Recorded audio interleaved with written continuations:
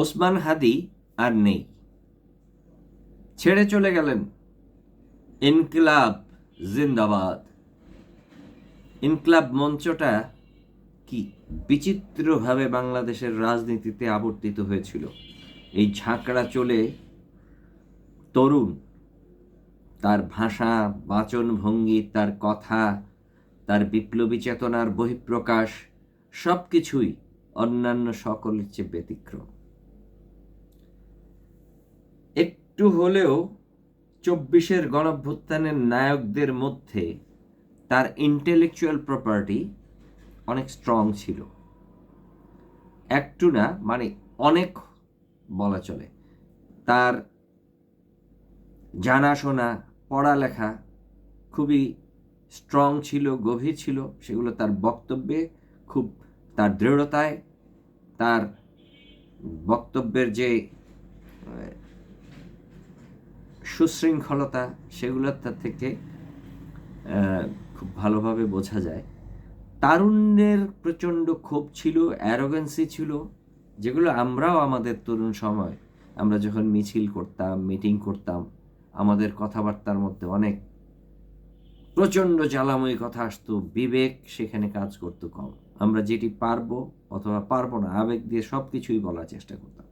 সেরকম অনেক প্রবণতা অন্যান্য সকল তরুণ নেতাদের মতো হাদির মধ্যেও ছিল। কিন্তু এরপরও যেটি বাড়তি ছিল সেটি হচ্ছে তাকে আলাদা করে বোঝা যেত।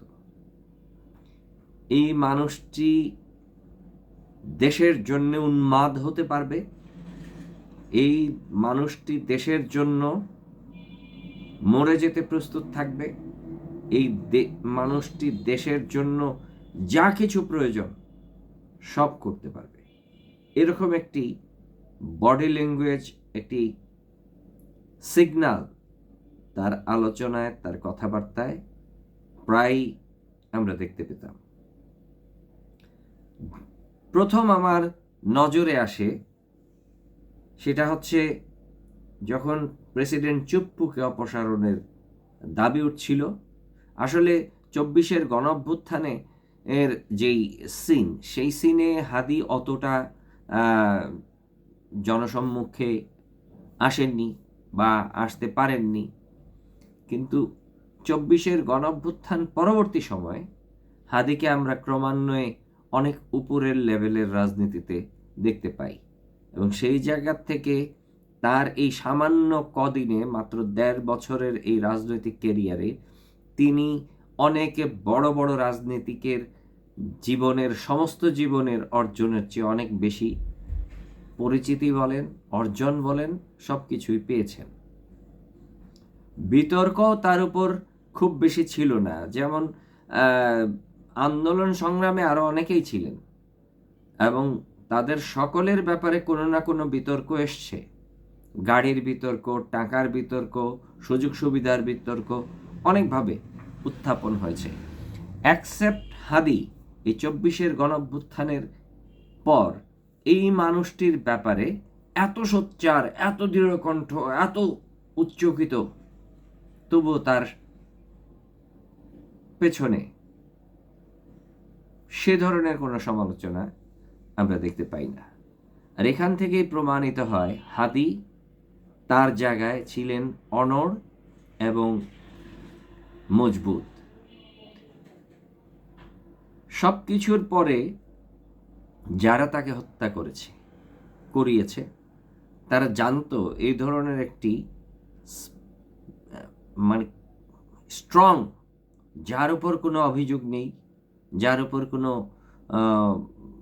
সুনির্দিষ্ট কোনো অভিযোগের কোনো অবতারণাই হয়নি, সেই ধরনের স্ট্রং একটি ব্যক্তিত্ব, যেটি ২৪-এর গণঅভ্যুত্থানের সমস্ত চেতনার সবচেয়ে উচ্চতর শিখরে যাকে মডেল হিসেবে দাঁড় করানো যায়, সেই রকম একটি মানুষকে আঘাত করে তারা হয়তো বুঝিয়ে দিতে চেয়েছে যে আমরা তোমাদের এই চিন্তার, এই চেতনার, তোমাদের এই আয়োজনের প্রাণ ভোমরা যদি কাউকে মনে করি, আমরা তাকেই ধরেছি, তাকেই মেরেছি।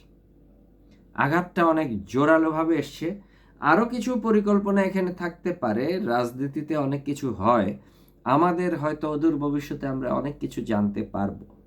কিন্তু যেভাবে হত্যাকারী ছেলেটি পালিয়ে গেল, সেটি একটি রাষ্ট্রের জন্য লজ্জার, সেটি একটি সমাজের জন্য লজ্জার, সেটি একটি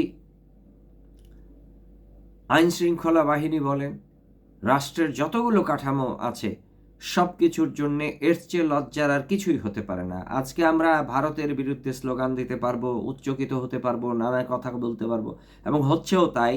ঘেরাও হচ্ছে, মিছিল হচ্ছে, মিটিং হচ্ছে, কিন্তু এই সমস্ত কিছু হচ্ছে প্রবঞ্চনা। এই সমস্ত কিছু হচ্ছে প্রচণ্ড ধরনের প্রবঞ্চনা। কারণ আমরা আমাদের রাজধানীর বুকে গোপনে কেউ কাউকে হত্যা করেনি, সর্বসম্মুখে হাজারো মানুষ, লক্ষ মানুষের ভিড়ে একজন পার্লামেন্ট ক্যান্ডিডেট, একজন তুখোর রাজনীতিবিদ, একটি তরুণ সম্ভাবনাময় রাজনীতিবিদ, একটি সাম্রাজ্যবাদ বিরোধী, পুঁজিবাদ বিরোধী, আধিপত্যবাদ বিরোধী সোচ্চার কণ্ঠ, একজন থ্রেডিংয়ের মধ্যে যিনি ছিলেন, যিনি বারবার বলছিলেন তার জীবনহানির হুমকি আসছে, তাকে আমরা নিরাপত্তা দিতে পারিনি। এই ব্যর্থতা আমরা ভারতকে বলুন, আমরা যদি শত্রুকে চিনতেও পারি, তার আইনি বিচার করতে পারবো, কিন্তু আমরা আমাদের ব্যর্থতার, আমাদের এই যে নোংরা লেভেলের যোগ্যতা, এই ধরনের একটি পরিস্থিতিতে এত নোংরা লেভেলের আমাদের কর্মদক্ষতা, আমাদের অ্যাডমিনিস্ট্রেশন এত ফালতু, এই ফালতু অবস্থার পরিপ্রেক্ষিতে আদতেই আমরা যাকে ঢিল মারব, যার উপর অভিযোগ করব, আলটিমেটলি বিশ্ববাসী এবং বিবেকবান মানুষ বুঝতে পারবে যে আমাদের ভুল আমরা অন্যের ঘাড়ে চাপিয়ে দেওয়ার চেষ্টা করছি। হাদি চলে গেছেন আমাদের ছেড়ে। প্রার্থনা করি তার পরবর্তী জীবন, পরজন্মে, তার আখেরাতে তিনি যেন তার এই স্বপ্নের সুন্দর জীবন লাভ করেন। এছাড়া আসলে কিছুই বলার নেই। আমি নিজেও এদেশের নাগরিক হিসেবে এই ধরনের একটি পরিস্থিতির জন্য অত্যন্ত লজ্জিত, অনুতপ্ত এবং